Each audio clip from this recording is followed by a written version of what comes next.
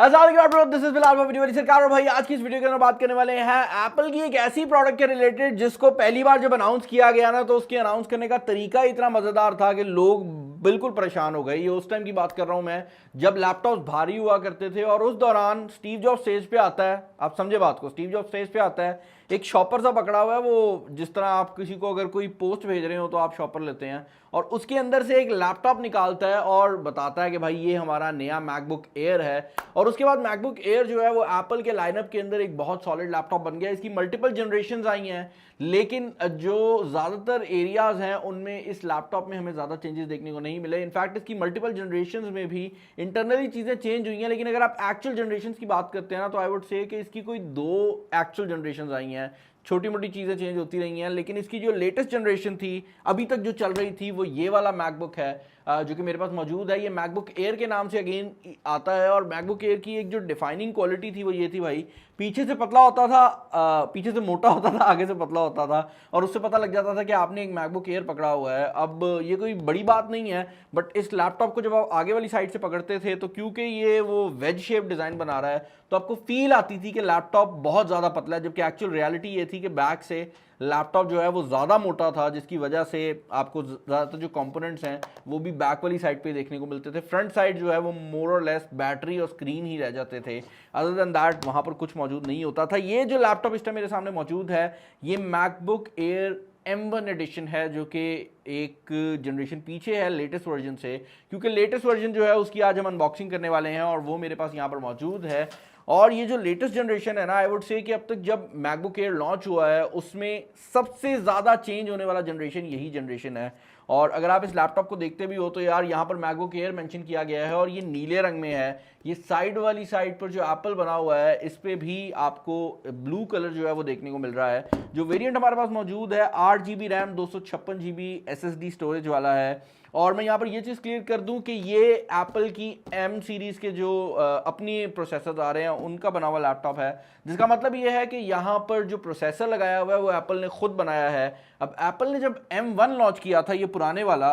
तो तब भी लोग परेशान हो गए थे कि ये इतना पतला लैपटॉप, इतना छोटा प्रोसेसर, इतनी ज़्यादा परफॉर्मेंस कैसे दे सकता है। और उसके बाद अब एप्पल ने M2 लॉन्च किया है। मैं एक रेफरेंस के लिए बता देता हूं कि ये वीडियो जो आप देख रहे हैं और इस चैनल पे अपलोड होने वाली सारी जो वीडियोस हैं वो भी एप्पल के M1 प्रोसेसर के ऊपर ही जो है वो एडिट होती हैं, लेकिन वहां पर हम लैपटॉप यूज़ नहीं करते, हमारे पास मैक मिनीज हैं। लेकिन कहने का मकसद ये है कि ये इतने पावरफुल है कि 4K वीडियो रिकॉर्डिंग की 3 जो टाइमलाइंस हैं ये at a single time edit करता है, और इतना ज़्यादा पावरफुल होने के साथ साथ इतना रिलायबल भी है कि हम डेली की बेसिस पे एक M1 वाले मशीन पे ही एडिट करते हैं। तो ये जो मैकबुक एयर है टेक्निकली उससे ज़्यादा पावरफुल होने वाला है। इसको हम अनबॉक्स कर लेते हैं भाई। यहाँ पर साइड पर ये जो फ्लैप है दिया गया है, बाय द टाइम मैं इसको अनबॉक्स कर रहा हूँ 2 चीज़ें मैं आपको बताना चाहूँगा। पहली चीज़ तो ये है कि भाई हमेशा की तरह एप्पल की किसी भी डिवाइस को अनबॉक्स करने के लिए आपको किसी छुरी या चाकू की ज़रूरत नहीं पड़ती। और दूसरी बात भाई, हमेशा की तरह आज की वीडियो के स्पॉन्सर हैं जो कि यूट्यूब मोबाइल फ़ोन वाले हैं, जिनकी शॉप कचहरी बाज़ार में है। हाँ, अभी भी वहीं रखी हुई है उनने, और UBL बैंक के साथ ही है,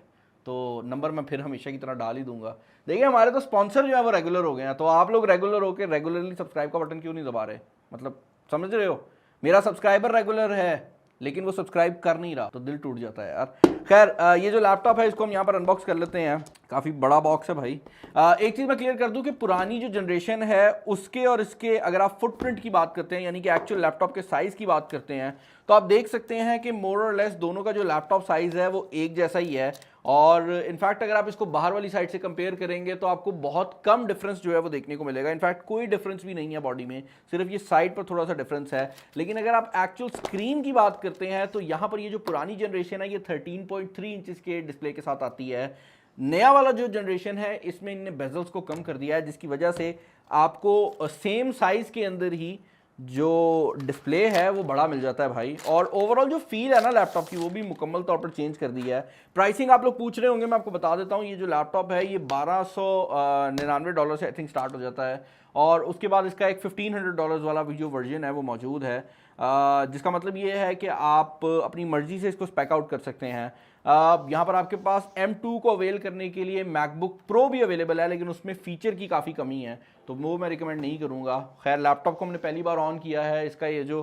प्लास्टिक रैप है ये हम रिमूव कर देते हैं। एप्पल की अनबॉक्सिंग को आप बीट नहीं कर सकते। लाइक पैसे वो ले लेते हैं, पैसे वो इतने ले लेते हैं कि आप अफसोस ही करते रह जाते हो, लेकिन भाई आप एप्पल के एक्सपीरियंस को जो है ना वो बीट नहीं कर सकते। बाय द टाइम ये लैपटॉप स्टार्ट हो रहा है, हम जरा बॉक्स के अंदर बाकी आने वाले सामान पे नजर डाल लेंगे। एक चीज़ जो कि मुझे बड़ी इंटरेस्टिंग लगी है वो ये है कि यहाँ पर आपको जो केबल देखने को मिलती है वो ब्रेडेड केबल है। इससे पहले एप्पल सिर्फ अपनी प्रो लाइनअप की डिवाइसेस के अंदर ब्रेडेड केबल दिया करता था, लेकिन अब एप्पल को पता नहीं क्या जज्बात जागे हैं और ये जो ब्रेडेड केबल है ना, जो हाई क्वालिटी की केबल है, ये एप्पल ने इंक्लूड करनी स्टार्ट कर दी है। मैं वेट कर रहा हूँ उस टाइम का जब हमें एप्पल के आईफोन्स के अंदर भी यही देखने को मिलेगी, लेकिन मुझे लगता है कि वो होने से पहले ही केबल ही खत्म हो जानी है। यहाँ पर आपको स्टिकर देखने को मिल जाते हैं जो कि इंटरेस्टिंगली ब्लू कलर के अंदर दिए गए हैं, और उसके अलावा भाई कुछ पेपर वर्क दिया गया है। एक और चीज़ जो कि बड़ी इंटरेस्टिंग है वो ये है कि यहाँ पर आपको जो चार्जर मिल रहा है ये 33 वॉट के ऊपर आपकी इस मैकबुक को चार्ज कर सकता है, लेकिन ये मैकबुक इससे ज़्यादा वॉटेज भी सपोर्ट करती है। और यही वजह है कि ओके ये 33 नहीं 30 वॉट का चार्जर है, ये 30 वॉट के ऊपर आपके मैकबुक को चार्ज करेगा, लेकिन इसकी मल्टीपल कन्फिग्रेशंस आती हैं और आप इसे 67 वॉट के चार्जर के साथ भी खरीद सकते हैं। तो ये जब आप ऑर्डर कर रहे होंगे उस टाइम पे आपने सेलेक्ट करना होता है, और अगर आपके पास पुराना कोई बड़ा चार्जर पड़ा है पावर डिलीवरी वाला तो वो भी आप इस्तेमाल कर सकते हैं। यहाँ पर जो चार्जिंग केबल है इसके बारे में एक और चीज़ जो कि बड़ी मज़ेदार है वो ये है कि फाइनली जो मैगसेफ है वो वापस आ चुका है, और अब आप इसको चार्ज करने के लिए मैगसेफ का यूज़ करेंगे, जिसकी वजह से दो फ़ायदे हो रहे हैं। पहला फ़ायदा तो ये है भाई कि मैगसेफ आप लगाते हैं और उसके बाद अगर इसको ज़ोर से कोई झटका पड़ता है ना तो ये निकल जाता है, आपका लैपटॉप उड़ के नहीं गिरता। और दूसरा फ़ायदा ये है कि मैकबुक एयर के अंदर 2 पोर्ट्स होती हैं, तो जब आप एक चार्जिंग के लिए यूज़ करते हैं तो दूसरी रह जाती है, तो 2 पोर्ट्स में से सिर्फ एक आप यूज़ कर सकते हैं। जबकि इस केस में अब एक नई पोर्ट आ गई है तो आप ये दोनों पोर्ट्स जो हैं बाकी किसी चीज़ के लिए इस्तेमाल कर सकते हैं। अब भाई यूजुअली जब आप एक जनरेशन से दूसरी जनरेशन में जा रहे होते हैं तो आप कहते हैं भाई मैं करीब रखूंगा ना दोनों डिवाइसेस को, तो आपको दोनों के दरमियान में फ़र्क फील होगा, लेकिन ये ऐसा केस है कि इसको आप दूर से भी देखते हैं तो आपको फ़र्क फील हो जाएगा। पहली बात तो ये है कि भाई सबसे बड़ा चेंज उन्होंने किया है, उन्होंने एप्पल का जो लोगो है उसका साइज़ बड़ा कर दिया है।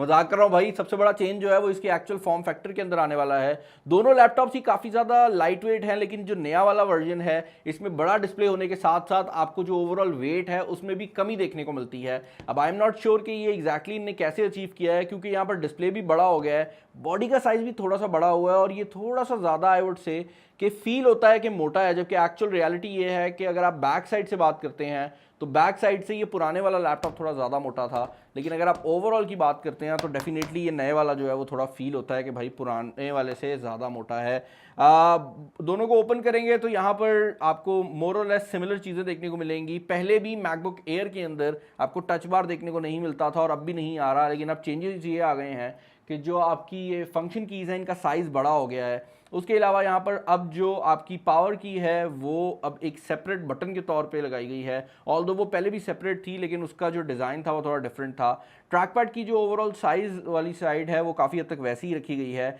इसके अलावा एक और चीज़ जो कि बड़ी नोटिसेबल है वो ये है कि पुराने वाले जनरेशन में 2 स्पीकर यूनिट दिए गए थे जो कि दोनों साइडों पे मौजूद थे, जबकि नए वाले लैपटॉप के अंदर उनने इस चीज़ को अपग्रेड किया है और 3 स्पीकर लगा दिए हैं। अब आप सोच रहे होंगे भाई तीसरा स्पीकर कहाँ लगाया है, क्योंकि यहाँ पर जो 2 स्पीकर थे वो भी आपको लगे हुए नज़र नहीं आ रहे, इसके साइड पर कोई ऐसी जगह नहीं है। भाई इनने 3 स्पीकर लगाने के लिए बड़ा क्लेवर अप्रोच को यूज़ किया है और यहाँ पर आपकी स्क्रीन के अंदर वाली साइड पर 3 स्पीकर के जो ओपनिंग्स हैं वो दी गई हैं जिसके थ्रू आपको साउंड आता है। और यूजुअली अगर ये कोई और लैपटॉप होता तो आई वुड से कि भाई इसका जो साउंड है वो मज़ेदार नहीं है, लेकिन मैं ऑलरेडी इसका साउंड जो है वो एक और लैपटॉप के ऊपर चेकआउट कर चुका हूँ और honestly this is one of the best sounding laptop जो कि इस प्राइस रेंज में आप किसी भी ब्रांड की तरफ से खरीद सकते हैं। ओके यार, तो मैंने यहाँ पर लैपटॉप को फाइनली सेटअप कर लिया है और एक मेजर किस्म का चेंज जो कि आपको डिस्प्ले में देखने को मिलता है वो इसकी साइज के साथ साथ इसके डिजाइन का भी है। आपको पता है कि एप्पल ने अपने लेटेस्ट मैकबुक प्रोज के अंदर ये नॉच डिस्प्ले जो है वो इंक्लूड किया है। भाई मोबाइलों से नॉच निकाली है लेकिन एप्पल कहता है लैपटॉप में हमने नॉच डाल देनी है,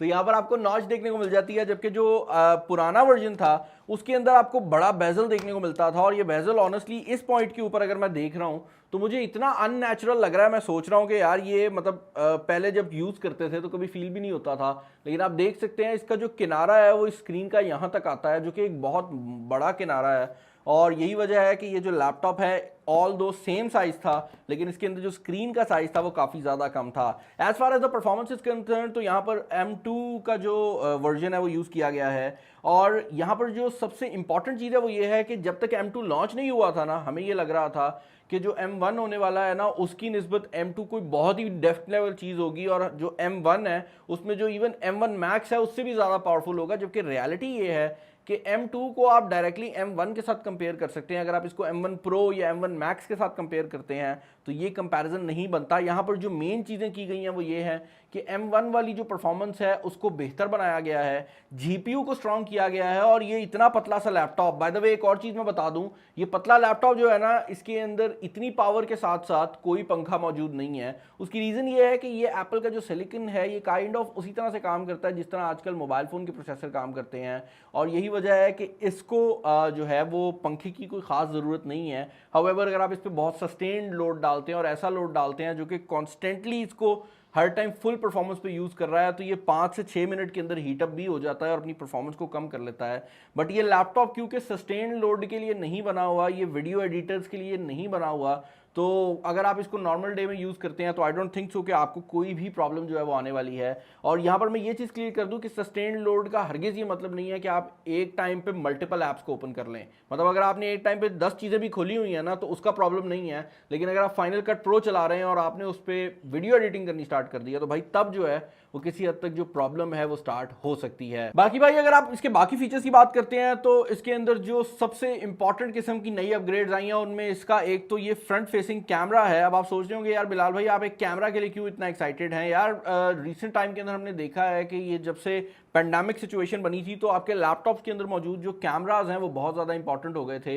और अगर हमने ये चीज़ नोटिस किया तो भाई एप्पल जैसा ब्रांड भी ये जो डेटा वगैरह ना कलेक्ट कर रहा था, और यही वजह है कि इसके फ्रंट साइड के ऊपर 1080p वीडियो कैमरा जो है वो लगाया गया है। ये सुनने में काफ़ी कम लगता है, लेकिन अगर आप इसको कंपेयर करते हैं पुरानी जनरेशन से तो भाई पुरानी जनरेशन में 720p है, और उससे पीछे वाली जो जनरेशन है जो कि पता नहीं 10 साल से ज़्यादा चली है वो टोटली 480p में चल रही थी और उसको कोई अपग्रेड करने का सोच भी नहीं रहा था। लेकिन अब क्योंकि ये सिचुएशन बनी है तो इनने यहाँ पर 1080p वेबकैम भी इंक्लूड किया है, और इस लैपटॉप के अंदर आपको 3 माइक्रोफोन्स देखने को मिल जाते हैं, जिसका मतलब ये है कि अगर आप इस लैपटॉप को सेंटर में रखते हैं और मल्टीपल लोग बैठे हुए हैं तो उस टाइम पर वीडियो कॉन्फ्रेंसिंग के लिए भी ये लैपटॉप जो है एक काफी सॉलिड ऑप्शन हो सकती है। बाकी भाई वीडियो को एंड करने से पहले मैं ये चीज क्लियर कर दूं कि अगर इस लैपटॉप की हर छोटी छोटी चीज में जाते हैं तो इसके हर एक डिपार्टमेंट में ही हमें अपग्रेड देखने को मिल जाती है। फॉर एग्जांपल अगर आप डिस्प्ले की बात करते हैं तो यहाँ पर डिस्प्ले के अंदर जो कलर्स है वो बेहतर कर दिए गए हैं, थोड़ी सी ब्राइटनेस को बढ़ा दिया गया है। इसके अलावा अगर आप ओवरऑल बात करते हैं बैटरी लाइफ की तो वहां पर भी आपको अपग्रेड देखने को मिली है। लेकिन जो मेजर अपग्रेड है वो एक तो ये कैमरा सिचुएशन में है, स्पीकर सिस्टम के अंदर है, डिज़ाइन में है, एंड मोर इंपॉर्टेंटली उस प्रोसेसर में है जो कि इसके अंदर लगाया हुआ है जो कि M2 चिप की फॉर्म में आता है। और एक बात और जो बड़ी हैरानकुन है वो ये है कि ये पहला लैपटॉप था जिसके साथ एप्पल ने अनाउंस किया है कि वो गेमिंग के ऊपर भी फोकस कर रहे हैं, और इस लैपटॉप के साथ ही एप्पल ने ये भी अनाउंस किया है कि माइनक्राफ्ट जो है वो इस लैपटॉप के ऊपर नेटिवली चल पाएगी, और रेजिडेंट ईवल की जो लेटेस्ट गेम है रेजिडेंट ईवल 8 विलेज के नाम से जो आती है उसका भी एक मैक ओनली वर्जन जो है वो आने वाला है। जिसका मतलब यह है कि एप्पल गेमर्स की साइड पे सोच जरूर रहा है। आई पर्सनली बिलीव कि एप्पल के पास हर चीज़ जो है वो रेडी है, वो किसी एक खास एरिया का इंतजार कर रहा है, खास टाइम का इंतजार कर रहा है कि उस टाइम पे गेमिंग में मुकम्मल तौर पे कूदें। क्योंकि जो वो लोग जो ये सोचते हैं कि एप्पल के लैपटॉप्स गेम्स को चला नहीं सकते, तो आपको ये बात समझनी पड़ेगी कि ये जो डिवाइसेस हैं इनके अंदर जो ऑप्टिमाइजेशन का लेवल है वो इतना ज़्यादा है कि ये पतली सी जो मैकबुक है ये आज से कुछ टाइम पहले तक जो विंडोज़ लैपटॉप आ रहे थे इवन कोर i9 वाले विंडोज़ लैपटॉप उनको भी हरा सकती है। तो उस लिहाज से ये एक बहुत पावरफुल कंप्यूटर है, और हमने अपनी M1 की जो चिप्स हैं उनको परफॉर्म करते देखा है कि वो हमारी वीडियो एडिटिंग को सपोर्ट कर सकती हैं। तो आप इसके ऊपर भी वीडियो एडिटिंग बहुत अच्छी कर सकते हैं अगर आप इसको बाकी लैपटॉप से कंपेयर करते हैं। लेकिन अगर आप एप्पल के अपने लाइनअप में देखते हैं तो इसका एक प्रो वर्जन आता है जिसके अंदर पंखा लगा हुआ है, तो वो इससे बेहतर परफॉर्मेंस देगा। लेकिन अगर आप इसको विंडोज से कंपेयर करते हैं तो ये भाई नेक्स्ट लेवल है, और इसका कोई कंपैरिजन बनता ही नहीं है, क्योंकि जो परफॉर्मेंस और जो बैटरी लाइफ ये आपको दे सकती है वो आप विंडोज से सोच भी नहीं सकते। चैनल पर नए हैं, चैनल को सब्सक्राइब कर लीजिएगा। इस लैपटॉप के रिलेटेड आपके क्या ओपिनियन है मुझे बताइएगा, और ये भी बताइएगा कि भाई आपका फेवरेट डिज़ाइन कौन सा है, लाइक ये टेढ़ा मेढ़ा डिज़ाइन या ये सीधा डिज़ाइन, तो मुझे ये भी ज़रा बता दीजिएगा। और अगर कोई वीडियो चाहिए आने वाले टाइम में, वैसे मैं क्या बोल रहा हूँ, वीडियो काफ़ी सारी आ रही हैं अभी, आप लोगों को पता ही iPhone 14 लॉन्च हुआ है, तो वो सारा कुछ जो है ना वो पाइपलाइन के अंदर ही मौजूद है, तो सब कुछ आ जाएगा। इस वीडियो में इतना ही, अपना ख्याल रखिएगा। This is Bilal signing off, अल्लाह हाफिज़।